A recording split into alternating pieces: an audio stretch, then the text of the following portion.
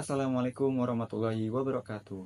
Halo semuanya, kembali lagi bersama saya Muhammad Andika Pratama dari dalam video Learning Journal. Nah, kali ini saya ingin sedikit membahas lagi gitu ya, terkait materi dari peliputan dan penulisan menciptakan berita dan artikel yang efektif.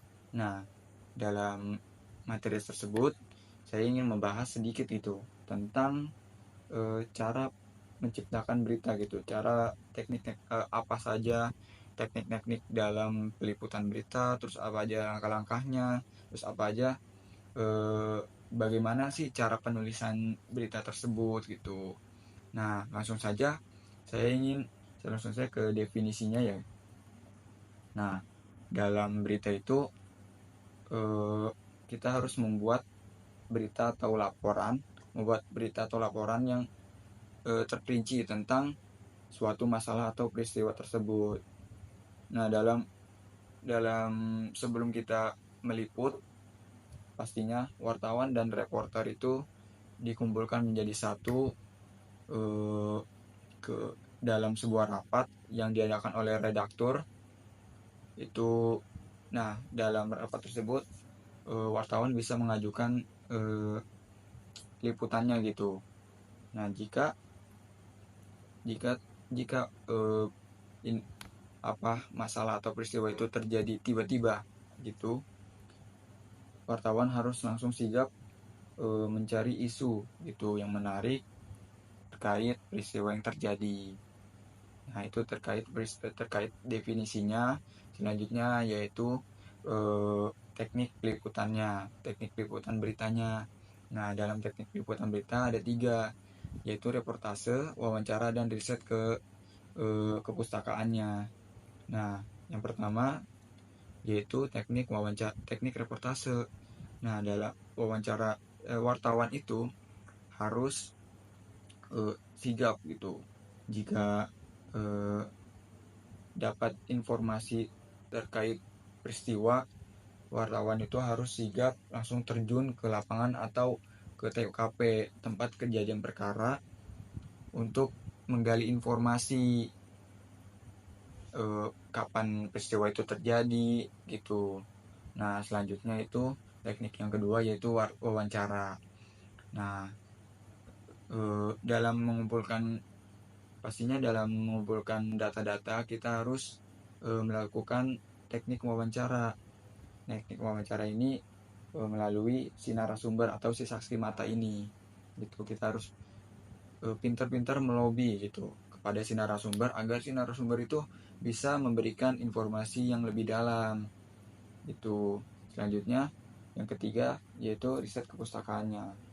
Nah, tidak mungkin dong kita eh, mencari informasi ke satu narasumber saja. Pastinya kita mencari informasi ke beberapa narasumber gitu agar memastikan riset yang kita cari itu benar atau salah. Selanjutnya pembahasan tentang langkah-langkahnya, tentang langkah-langkah peliputannya, yaitu ada terkait menentukan melakukan riset pendahuluan.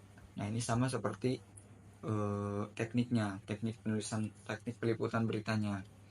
Nah, kita melakukan riset pendahuluan, kita terjun langsung ke TKP-nya, kita langsung riset gitu, kita mencari apa yang perlu kita bahas gitu, apa yang perlu kita tanyakan kepada si narasumber terkait peristiwa yang terjadi agar itu bisa dijadikan isi dalam berita kita yang kita buat gitu.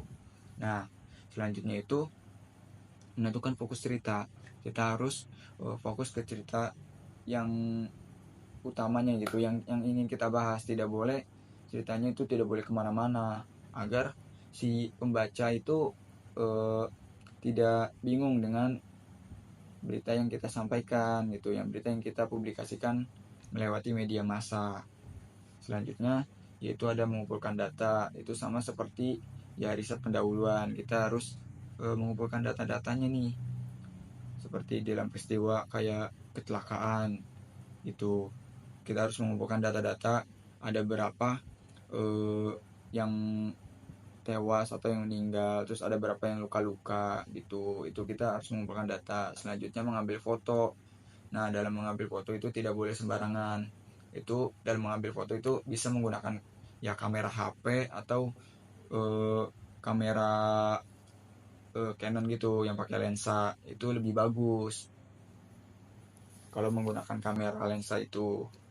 Nah, kita harus mengambil foto yang benar, yang membuat si pembaca itu tertarik dengan berita kita.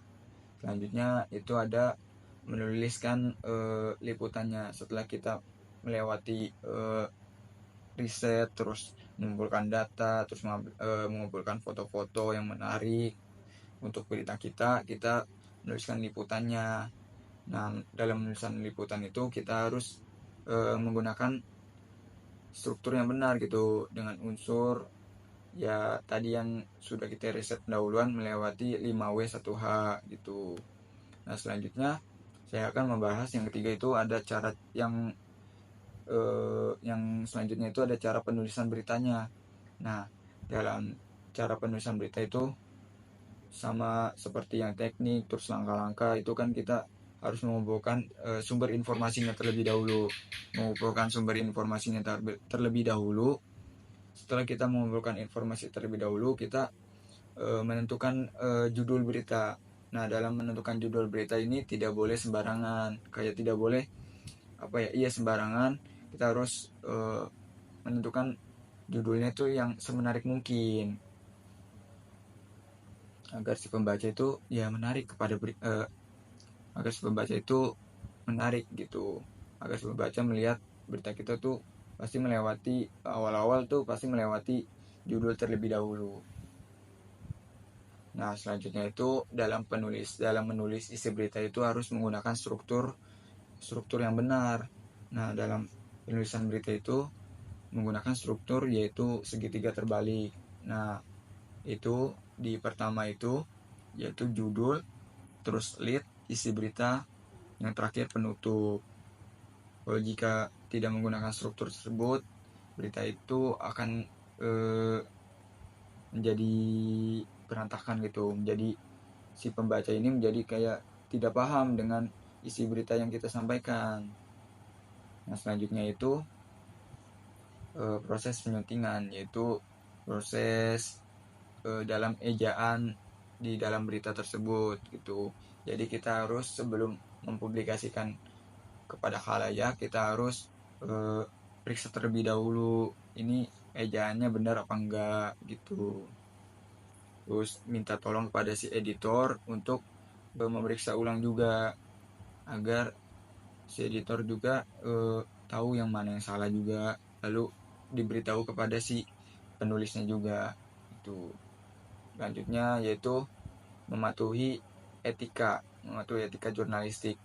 Nah, dalam jurnalistik itu mempunyai etikanya itu yaitu kebenaran, terus hak narasumber, dan juga anti plagiarisme.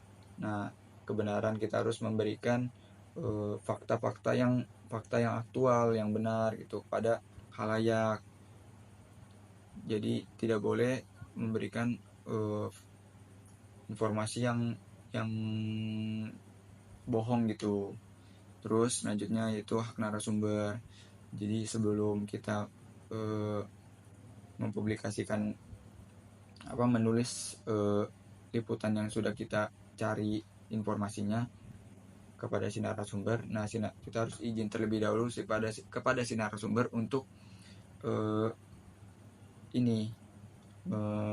meminta agar namanya ada di dalam isi berita tersebut. Mungkin itu saja yang bisa saya sampaikan. Lanjut, jika ada kesalahan tolong dimaafkan. Wassalamualaikum warahmatullahi wabarakatuh.